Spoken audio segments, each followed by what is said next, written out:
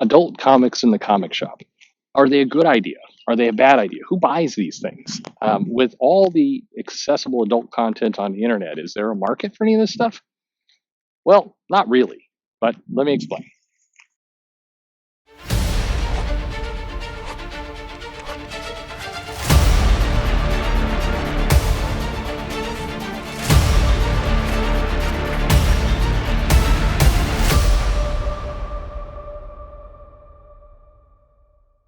Hey everybody, this is Perch. I got this question over on Twitter from a nice follower over there, and I've talked to this guy a lot. I don't know if he wants me mentioning who, if he was the one who sent me this question, but basically it was, adult comics in the comic shop, and how do you handle them? Do you keep them behind the counter? Do you keep them out on the floor space? Do you bag them and board them? What do you do with adult content? And the answer is, first of all, it's a shifting answer. So my answer in the 90s, when I first opened a comic shop, you had a little space behind the counter and you put the adult comics there. And typically didn't bag them or board them, just had them back there. And then if somebody really wanted to come see them, they'd come and they'd poke around. And I did this because I talked to another shop owner at the time who said, you always protect your adult content. And I said, oh, so the kids can't get a hold of it. He's like, no, it's actually not about the kids. It's about theft. The adult comics, the X-rated comics, if you will, are always the ones people steal because nobody wants to be humiliated by buying them. So nobody wants to take them actually up to the counter. So what happens is they're going to steal them, even though they have the money. It's like many times I'd get customers who would come in, they'd buy like $50, $60 worth of comics.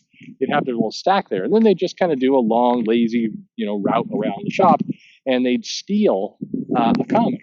He's like, he even had a guy who would come in and tip the comic. He's like, hey, let me give you an extra $10 just because I'm glad you're here. He's like, yeah, I always found that was really, really odd.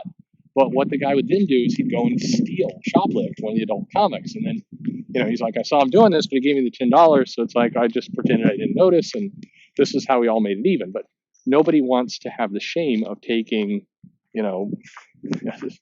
sibling scandal up to the up to the cash register to buy it. And it's interesting to me because when I started going to Japan a lot, there's a ton of adult manga, both anime and manga. There's hentai, there's all this other stuff. And by contrast, it's just out there. Like there's no shame. People are, I'll take this pack of cigarettes, this weird coffee in a strange can from the vending machine, this phone book sized comic of octopus tentacle porn, and this set of flowers take home to the girlfriend. Who am I kidding? Nobody's taking flowers home to any girlfriend there. Anyway, it's very open there. So when I opened the shop, I always had the adult content behind the counter. I would typically, have it on demand, and then as time went by, just different approaches. I did start bagging and boarding it because it was just, in the rare occasions, I got burned by this a few times, where a kid accidentally gets their hand over it, then you're in for just a nightmarish experience with the parents who was wanting to know, how dare you let my kid see Cherry Poptart, and then you're explaining that one away. By and large, most of the adult content comics either were pretty crudely drawn sex or like crazy violence. I mean, there was a period of time where you had like the weird convergence of Lady Death and Evil Ernie, which weren't really adult content, but depending on what region you're selling it in, it could fit the bill of quote unquote satanic content. So you'd have religious people getting all up in arms about that. And you'd have those little skirmishes. But in more recent times, you have things like Batman Damned, where you have like bat penis show up in the comic by kind of accident, and then people aren't really made aware of that. So you accidentally put that stuff out. And the Magic Order was another one where it's like, surprise, here's some nudity, and that caused certainly a pretty major problem for a lot of shops. So in general, the bag and board approach helps because then if you do get some blowback from a parent, you can say, hey, what's your kid doing actually opening up the merchandise, taking this stuff out? I mean, they were going for it. That's more on you as a parent than me as a shop owner. But generally speaking, adult content is just not what it used to be. And the simple reason for that is, I mean, you can go online and for free find just plain old movies. I mean, You can just bypass the art and go right to porn if that's what you're into.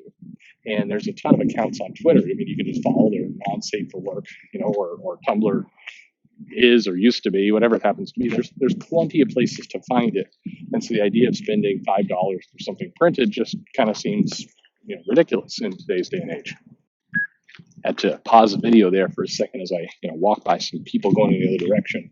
There's it's you're out for a walk and you're doing these little videos, and generally speaking, there's not a lot of people out there. Everybody's doing social distancing, but when you're talking about porno comics, you go ahead and hit a pause when you're walking by people. No, I don't want to double down on kind of the raised eyebrows from talking to myself onto my phone about comic books, and then also adding in hentai. I mean, it's the devil's triangle of content nobody wants to hear about.